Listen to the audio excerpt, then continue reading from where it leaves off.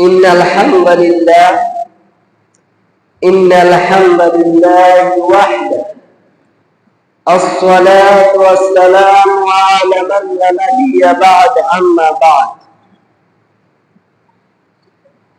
أعوذ بالله من الشيطان الرجيم بسم الله الرحمن الرحيم إن الله يدخل الذين آمنوا وعاملوا الصالحات جنة تجري من تحتها الأنهار إن الله يفعل ما يريد. وقال النبي الكريم صلى الله عليه وسلم قال أن تؤمن بالله وملائكته وكتبه ورسوله واليوم الآخر وتؤمن بالقدر خيره وشره رواه مسلم। শ্রদ্ধেয় সম্মানীয় অত্র জামা মসজিদের মুসল্লিগণ, প্রশংসা সেই মহান আল্লাহ পাক রব্বুল আলামিনের জন্য, যিনার দয়ায় আজ আমরা এই পবিত্র জুমা মসজিদে একত্রিত হয়েছি। তাই সকলে অন্তর থেকে বলি আলহামদুলিল্লাহ। তারপরে পরে তিনার হাবিব, তিনার রাসূল নবী আহমদ মুস্তাফা মুহাম্মদ মুস্তাফা, সকলে পড়ুন সাল্লাল্লাহু আলাইহি ওয়াসাল্লাম। তিনার প্রতি শত শত শান্তির ধারা বর্ষিত হোক।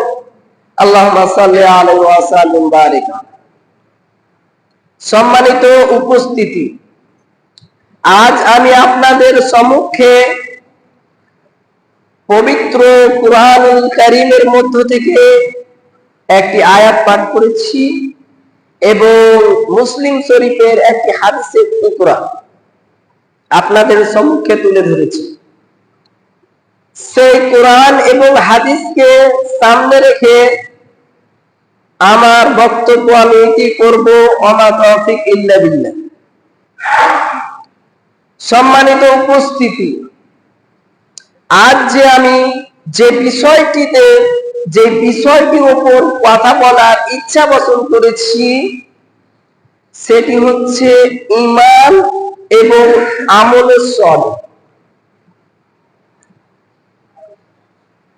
যেহেতু আমরা মুসলমান, তো আমাদের জানা উচিত যে আমাদের কল্যাণের জন্য ইহকাল এবং পরকালে তার জন্য আমাদেরকে কি করতে হবে?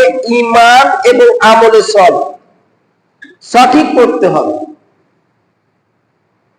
নচেত আমার আপনার কোনো লাভ নেই।